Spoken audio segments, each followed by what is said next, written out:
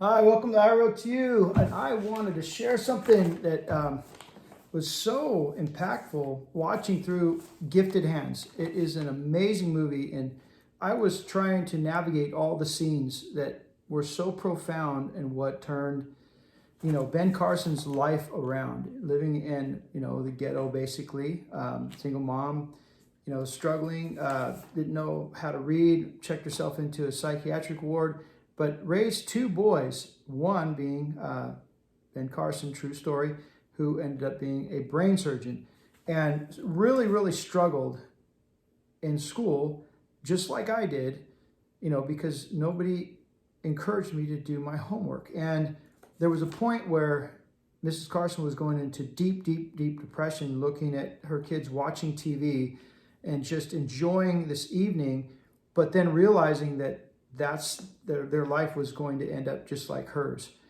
And it just was killing her inside. And she unplugged them.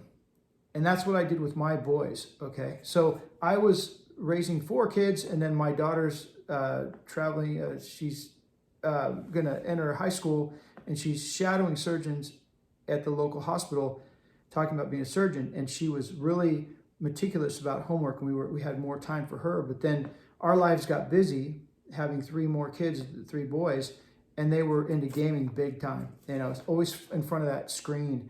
And I realized that minutes turn into hours, hours and days, days and weeks, weeks and months, months and years, and nobody cares what level you're on, in this Halo or whatever the game was.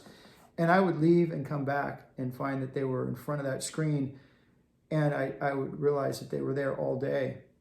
And I knew it was a problem, but I didn't realize how bad it was until I went to a parent-teacher conference, and these boys, I had three meetings back to back, and I didn't realize that it was only for select parents. So I went to see the first teacher. I said, are all parents required to be here? And she said, no, only select parents.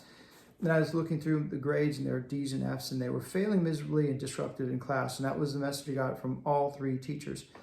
And I went home and I ripped the cable out of the wall. I took all the electronics, and to turn that boat around, to turn that situation around, I said, I went to the dollar store, got flashcards, and then if they got in the car, we practiced math.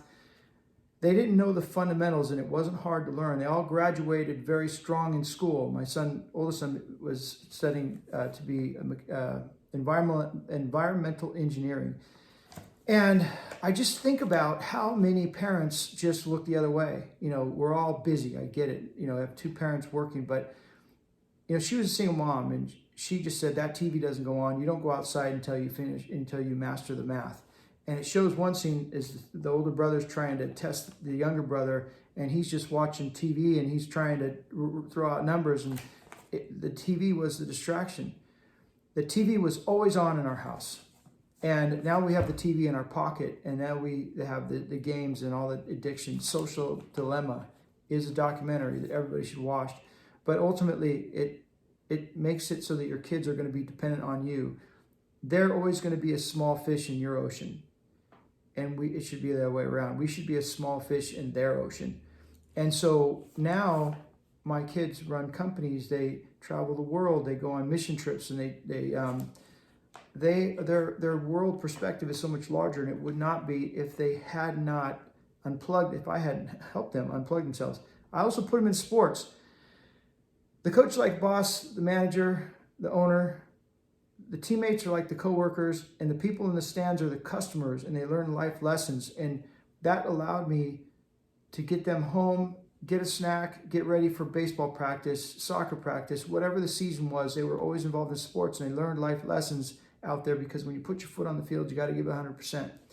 And they learn discipline. And so I can't say enough about Gifted Hands. This is not rocket science. This is not rocket science. This right here is every scene. There's so much profound wisdom, and in every scene throughout the entire movie, for Ben Carson to go from where he was struggling, he failing his tests in school, just struggling in school, to becoming a brain surgeon. It wasn't rocket science. His mom unplugged him and insisted that he do his homework, and insisted they go to the library and get a book and write a report. And they got into learning. And they enjoyed it. It becomes a joyful journey. Just like for me, I struggled in school, had tutors throughout my whole grade school and into junior high. I remember they wanted me to go to one classroom throughout the day instead of going to 3 different classrooms, 3 different periods for different classes. And I realized that I was in the dunce class, and I walked off the campus, and I refused to be in that category. And I got in a lot of trouble because I knew how bad it was, and I didn't know what to do. So my counselor took me aside and said, hey, school's not for everybody, but if you just show up and try, I can get you into this trade school. And that, Mr. Oster's, changed my life forever, because it took my focus away from getting in trouble and being a disruptive person in the world and doing stupid things and having 4 probation officers before going into high school, to completely, taking the high road. This is what this is all about, the high road. And man, you never look back. It's a precious way to live life. And I think for boys, your balls drop, you got testosterone shooting through your veins, and then it just distracts you. And if you're taking the low road, and you're being ignored, denied, blame, and you're just in that toxic survival mode, this shit show, chaos, guilty by association, low self-esteem, dependency, it's just ugly. It's an ugly way to live. And you'll spend, potentially a lot of your time, in trouble, in and out of the, court system and prison and whatnot. And you work for the system, right? And there's a huge industry. That's a toxic industry that supports a lot of people that are navigating that world for their career and having a lifestyle that, they probably enjoy. But ultimately, that's a toxic career path. I think, the prison system is, everybody gets paid prevailing wage, building them out, maintaining them, servicing them, all of that stuff. So, do you really want to be part of, that contribution, on the trouble side of this chaos, survival, and, shit show, and, not aspire to do better? Like Carson was, heading that direction because he had an aggression. He was aggressive, just like me, getting in trouble and fighting, and that's what it takes to overcome. And this Gifted Hands, I can't say enough about the movie. I strongly recommend that you watch it with your kids and that you set that foundation and decide, the TV's off, games are off, give me your phones.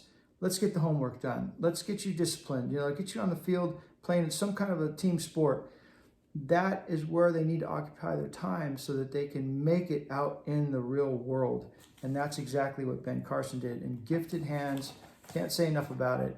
And I know it's hard, but it's much harder if you ignore the signs. So with that, I hope this message finds you well.